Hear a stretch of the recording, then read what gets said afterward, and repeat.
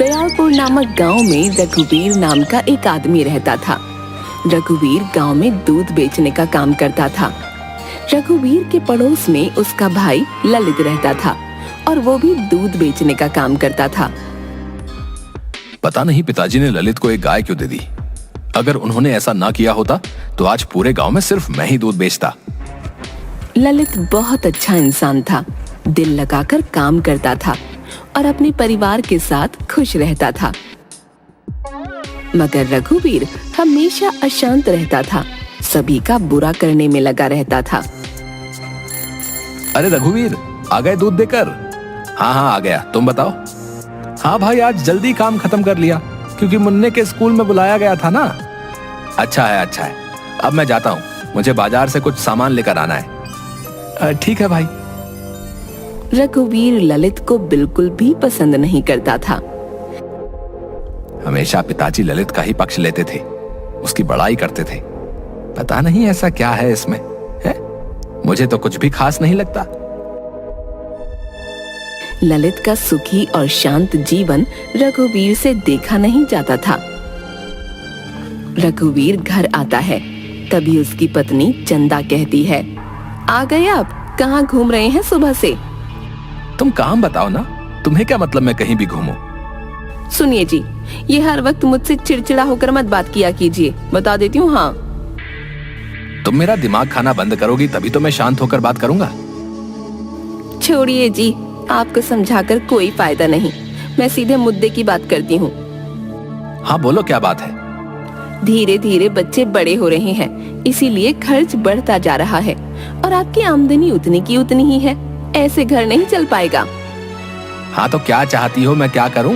है? इसे गाय के दूध को बेचने से कुछ नहीं होने वाला। आप खेती बाड़ी भी शुरू कर दीजिए, जिससे हमारी आमदनी अच्छी हो। अरे चुप रहो, इस कड़ी धूप में मैं नहीं कर सकता खेती बाड़ी। जरा देखिए तो सही, ललित भैया कितने मेहनती हैं। कभी आप भी उन जैसा बनने की कोशिश क्यों नहीं करते? लो, अब बस तुम्हारे मुंह से ही सुनना बच गया था। तुमने भी कह दिया। एक काम करो, चली जाओ उनके ही पास। ये क्या बोले जा रहे हैं आप? जरा भी समझ नहीं आप में, जो मन में आता है वो बोल देते हैं। मुझे नहीं बात करनी आपसे। चंदा गुस्सा होकर वहां से चली जाती है। पता नहीं ऐसा क्या देख लिया इस चंदा ने ललित में, जो ये भी ललित का गुणगान गाने लगी। कुछ ना कुछ तो सोचना ही पड़ेगा। रघुवीर आमदनी बढ़ाने के बारे में सोचने लगता है। कोई तरीका नहीं मिल रहा जिससे आमदनी बढ़ जाए और मुझे खेत पर काम ना करना पड़े। रघुवीर गाय का दूध निकालता है और उसे लेकर सभी के घर देने जाता है। एक काम करता हूँ, जब दूध देने जाऊंगा तब सभी के घर से कुछ ना कुछ चुरा लूंगा। रघुवीर ऐसा ही करता है। जिस भी ग्राहक के घर दूध देने जाता था, सभी के घर कुछ न कुछ चोरी कर लेता था और उन्हें बेच देता था।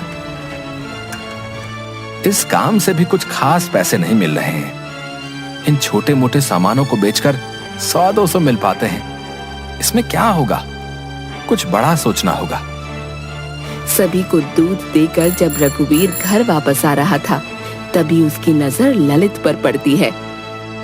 ललित एक ग्राहक को दूध दे रहा था। लीजिए भाई जी, 2 लीटर दूध। लाओ भाई लाओ। वैसे एक बात तो माननी पड़ेगी भाई, हैं? तुम बहुत ही अच्छा दूध देते हो भाई। मेरे घर में सभी लोग तुम्हारे दूध को बहुत पसंद करते हैं भाई। बस मिलावट वाला काम मैं नहीं करता, बाकी तो मेरी गाय है ही अच्छी। समझ लीजिए, बस पिताजी का आशीर्वाद है। ठीक है भाई, ठीक है। अब मैं चलता हूँ, कल भी 2 लीटर दूध मेरे लिए रखना, ठीक है? हाँ जी जरूर। ललित साइकिल लेकर आगे बढ़ता है। अरे रघुवीर, तुम भी दूध देकर आ रहे हो क्या? हाँ, अभी थोड़ी देर पहले काम खत्म हुआ है, अब घर जा रहा हूँ। चल, मैं भी घर ही जा रहा हूँ। रास्ते भर रघुवीर बहुत खुश था। घर आकर वो सोचता है, वाह, एक तरीका मिल गया जिससे मैं अच्छी कमाई कर पाऊंगा। अगले दिन रघुवीर बहुत जल्दी उठ जाता है, अपनी गाय का दूध निकाल लेता है और ललित के घर में झांक झांक कर देखने लगता है। जैसे ही ललित दूध निकाल कर अंदर जाता है, रघुवीर ललित के घर में घुस जाता है और उसके बर्तन से आधा दूध निकाल कर अपने पास रख लेता है और बाकी में पानी मिलाकर वहां से भाग जाता है। ललित अंदर से आता है। चलो दूध देकर आता हूँ। रघुवीर पहले की ही तरह अपने सभी ग्राहकों को दूध दे देता है और साथ ही ललित के पास से चुराया हुआ आधा दूध घूम घूम कर बेच देता है। वाह, क्या दिमाग लगाया मैंने। इस तरीके से तो अभी मेरी अच्छी कमाई होगी। साथ ही आने वाले दिन में ललित के ग्राहक भी कम होंगे और वो भी मेरे पास ही आएंगे। ग्राहक बढ़ जाएंगे तो अभी से भी ज्यादा पैसे आएंगे हैं। ललित पर वर्षों से भरोसा होने के कारण कोई भी ग्राहक ललित से दूध की शिकायत नहीं कर रहा था। अब तक लोगों ने ललित से दूध की शिकायत करनी क्यों नहीं शुरू की? लगता है मेरी ये योजना काम नहीं आई। अब कुछ और करना होगा। रघुवीर कुछ अलग सोचने लगता है। अब एक ही उपाय है और मैं उसे भी करूंगा। रघुवीर सुबह सुबह ललित के दूध में जहर मिला देता है और भाग जाता है। ललित सभी को दूध देकर आता है। दूध पीते ही कई लोगों की मृत्यु हो जाती है और कई लोग अस्पताल पहुंच जाते हैं। सभी ललित के घर आकर पत्थर मारने लगते हैं। अरे, ये क्या हो गया? अचानक इतनी भीड़। ललित, आज तुम बच नहीं पाओगे। तुमने दूध में जहर मिलाकर हमें दिया था ताकि हम मर जाएं। रुको, अभी तुम्हें बताते हैं। ललित कुछ नहीं समझ पाता।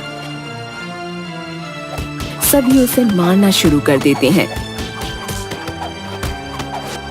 तभी पुलिस वहां आती है और ललित को पकड़ कर ले जाती है। ललित की पत्नी मोना वहां आती है। रुक जाइए, मेरे पति को छोड़ दीजिए, उन्होंने कुछ भी नहीं किया है। पुलिस ललित को साथ लेकर चली जाती है।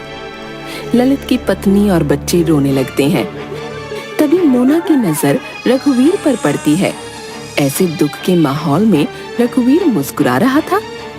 मोना सोचती है, इस वक्त जब इनका भाई जेल जा रहा है तो ये मुस्कुरा रहे हैं, जरूर कुछ तो गड़बड़ है। मोना रघुवीर पर नजर रखने लगती है। ललित के जेल जाते ही रघुवीर पूरे गांव में अकेला दूध बेचने वाला बन जाता है। सभी उससे ही दूध लेना शुरू कर देते हैं। वाह, मजा आ गया। ललित जेल में पड़ा है और मैं यहाँ दुगनी कमाई कर रहा हूँ। आजकल रघुवीर हर वक्त खुश नजर आता था और हर रोज पैसे गिना करता था। अब बोलो चंदा, क्या बोलना चाहती हो? देखो तो जरा कितनी कमाई हो रही है। हाँ जी, ये तो कमाल ही हो गया। आप इतनी अच्छी कमाई कर रहे हैं, इसी खुशी में क्या मैं मायके से हो आऊं? हाँ हाँ, क्यों नहीं। जाओ, मैं बहुत खुश हूँ। जहाँ घूमना चाहो वहाँ घूम कर आओ। ये लो पैसे रखो, कुछ चाहिए होगा तो खरीद लेना। चंदा मायके जाने से पहले मोना के पास आती है। भाभी, मैं कुछ दिनों के लिए माँ के घर जा रही हूँ, तब तक आप इन्हें रोज रात का खाना दे दीजिएगा। सुबह का खाना पड़ोस वाली दीदिया करेगी। अच्छा, ठीक है। रात के वक्त मोना रघुवीर के लिए खाना लेकर आती है तो देखती है रघुवीर नशे की हालत में है। अरे भाभी जी, आप यहाँ? हाँ, खाना देने आई हूँ। ओ, रख दीजिए। वैसे आपको तो ललित की बहुत याद आती होगी, है? बेचारा गया जेल। और कौन भेजा उसे जेल? मैं। जी जी भाभी जी, सही सुना आपने। मैंने भेजा है उसे जेल। आपने भेजा है जेल? मगर कैसे और क्यों? अरे भाभी जी, आप भी ना कुछ समझती नहीं है। मैंने ही तो दूध में जहर मिला दिया था, जिस वजह से उसे जेल हुई। वैसे जब जेल से आए तो कहिएगा मैंने उसे बहुत याद किया। हाँ। रघुवीर की बातें सुन मोना हैरान रह जाती है। मेरा शक सही था। जब मोना वहां से निकल रही थी तभी उसकी नजर एक बोतल पर पड़ती है। वो बोतल जहर की थी। अच्छा, तो यही जहर रघुवीर जी ने दूध में मिलाया था। कौन है इस गांव में जो जहर बेचता है? मिलना पड़ेगा उससे। अगले दिन मोना उस आदमी से मिलती है जो गांव में जहर बेचता था। इसके बाद वो सरपंच के पास आती है। सरपंच जी, मेरे पति बेगुनाह है, उन्हें फंसाया गया है। किसने फंसाया है उसे? आप सभी गांव वालों को बुलाइए, सबके सामने ही सारी बात होगी। सभी गांव वालों को बुलाया जाता है। रघुवीर भी वहां आता है। सरपंच जी, मेरे पति को फंसाने वाला कोई और नहीं बल्कि रघुवीर जी हैं। ये सुन सभी हैरान रह जाते हैं। अरे ऐसा कैसे हो सकता है? ये तो ललित का भाई है। आइए भैया जी, यहाँ सबके सामने आइए और बताइए कि ये जहर की बोतल आपसे किसने खरीदी थी? ये जहर की बोतल रघुवीर जी ने मुझसे खरीदी थी। सरपंच जी, जिस दिन इन्होंने जहर खरीदा ठीक उसके अगले दिन गांव में ये हुआ था। रघुवीर बहुत डर जाता है। क्यों रघुवीर, क्या सच्चाई है? जरा सामने आकर बताओ। रघुवीर डरता हुआ आता है। माफ कर दीजिए सरपंच जी, ज्यादा पैसों के लालच में मैंने ये सब किया। मैंने सोचा ये करने के बाद मेरी कमाई बहुत अच्छी होगी। अभी के अभी इसे जेल भिजवा दिया जाए, साथ ही ललित को छोड़ दिया जाए, और हाँ, गांव में जहर बेचना बंद करो। आज के बाद कभी किसी ने ऐसा किया तो कड़ी से कड़ी सजा मिलेगी। रघुवीर को गिरफ्तार कर लिया जाता है और ललित को छोड़ दिया जाता है। सभी गांव वाले ललित से माफी मांगते हैं और वापस ललित से दूध लेना शुरू कर देते हैं।